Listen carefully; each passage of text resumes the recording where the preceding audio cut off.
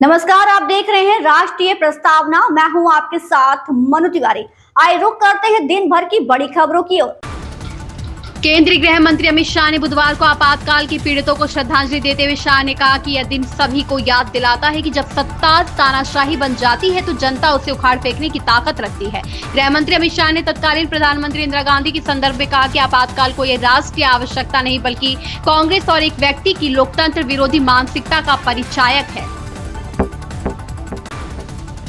सरकार ने सशस्त्र बलों के बीच अधिक अंतर संचालन और ज्वाइंटनेस लाने की दिशा में एक और कदम उठाया। इसके लिए सरकार ने चीफ ऑफ डिफेंस स्टाफ के अधिकार में बढ़ोतरी की है। सरकार के एक नए फैसले के बाद अब चीफ ऑफ डिफेंस स्टाफ को तीनों सशस्त्र बलों को संयुक्त निर्देश और आदेश जारी करने के लिए अधिकृत किया गया है। खास बात यह है कि कद अतीत से अलग है। पहले प्रत्येक सर्विसेज, आर्मी, एयरफोर्स और नेवी के लिए अलग अलग आदेश जारी होता था।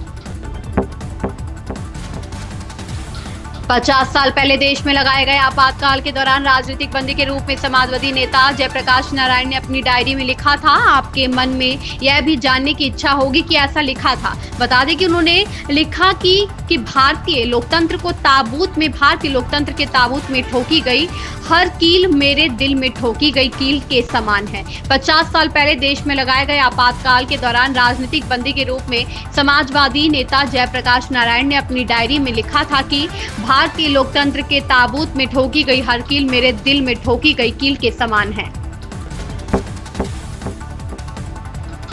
ईरान इजराइल के बीच 12 दिनों तक चले युद्ध ने भारत के लिए कूटनीतिक, सामरिक और आर्थिक तौर पर कई सबक दिए हैं। इनमें से ज्यादातर सकारात्मक है, इसलिए देश की उम्मीदें चौतरफा बढ़ गई है। वहीं पहलगाम में आतंकी हमले की साजिश के मास्टरमाइंड रहे पाकिस्तान के सेना प्रमुख असीम मुनीर अमेरिकी राष्ट्रपति डोनाल्ड ट्रंप के साथ लंच करके जो गदगद नजर आ रहे थे, उन्हें भविष्य में भारतीय सशस्त्र सेना से हमेशा डर कर रहने की सबक भी मिल चुकी है। बांदा में एसडीएम नारायणी अमित शुक्ला ने ओवरलोडेड ट्रक पकड़े। भाजपा विधायक प्रकाश द्विवेदी के समर्थकों पर काफिले पर हमले का आरोप है। एसडीएम की गाड़ी पलटने की कोशिश हुई, ड्राइवर से मारपीट की गई।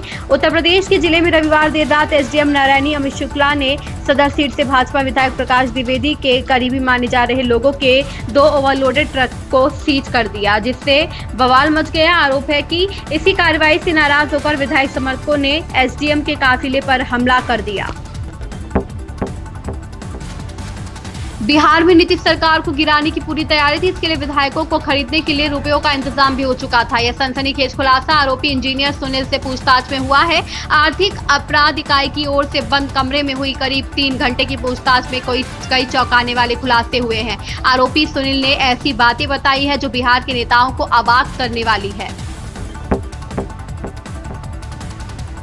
बीजेपी के गढ़ गुजरात में आम आदमी पार्टी की विसावदर सीट पर जीत ने अरविंद केजरीवाल को जोश से भर दिया। दिल्ली में पंजाब और विसावदर की सीटों से जीते संजीव अरोड़ा और गोपाल इटालिया का दिल्ली के कपूरथला हाउस में स्वागत किया गया। इस मौके पर केजरीवाल प्रसन्न दिखे। गुजरात आप के पूर्व प्रदेश प्रमुख गोपाल इटालिया ने जीत के बाद केजरीवाल से आशीर्वाद लिया। इस मौके पर केजरीवाल खुश दिखे। सुप्रीम कोर्ट की वकील नाजिया इलाही खान पूर्व मुख्यमंत्री शिवराज सिंह चौहान के साथ एक विशेष अभियान पर है। वे कश्मीर से कन्याकुमारी तक 6000 पौधे लगाएंगी। सुप्रीम कोर्ट की वकील और बीजेपी नेता नाजिया इलाही खान मध्य प्रदेश के पूर्व मुख्यमंत्री शिवराज सिंह चौहान के साथ एक खास काम कर रही है। वे कश्मीर से कन्याकुमारी तक 6000 पौधे लगाएंगी। साथ ही मध्य प्रदेश की पीड़ित मुस्लिम बेटियों के लिए जागरूकता और शिक्षा के कार्यक्रम भी चलाएंगी। राजस्थान की सियासत में उस समय भूचाल आ गया जब पूर्व मुख्यमंत्री अशोक गहलोत ने वर्तमान मुख्यमंत्री भजनलाल शर्मा को लेकर सनसनीखेज दावा किया। जोधपुर के 5 दिवसीय दौरे पर आए गहलोत ने सर्किट हाउस में मीडिया से बातचीत में कहा कि भजनलाल शर्मा को हटाने का बड़ा षड्यंत्र रचा जा रहा है। गहलोत के इस बयान ने राजस्थान की राजनीति में तूफान खड़ा कर दिया है। लाफ्टर शेफ सीजन 2 का सफर अब खत्म हो गया है। 6 महीनों तक दर्शकों को हंसाने के बाद शो के कंटेस्टेंट्स ने आखिरी एपिसोड की शूटिंग पूरी कर ली है और इस दौरान सभी भावुक भी हो गए हैं। कॉमेडी और कुकिंग का एक साथ तड़का लगाने वाला शो लाफ्टर शेफ सीजन 2 अब आखिरकार खत्म हो गया है। आप सभी इसे कुछ समय तो अपने टीवी और ओटीटी पर देख सकेंगे, मगर एक्ट्रेस ने इसका आखिरी एपिसोड शूट कर लिया है और इसकी जानकारी खुद कंटेस्टेंट्स ने दी है। भावुक पोस्ट किया है। इतना ही नहीं, 24 जून को इसके फिनाले एपिसोड के अंदर का हाल मीडिया को बताया था। इन खबरों में बस इतना ही। बने रहिए हमारे साथ और देखते रहिए राष्ट्रीय प्रस्तावना।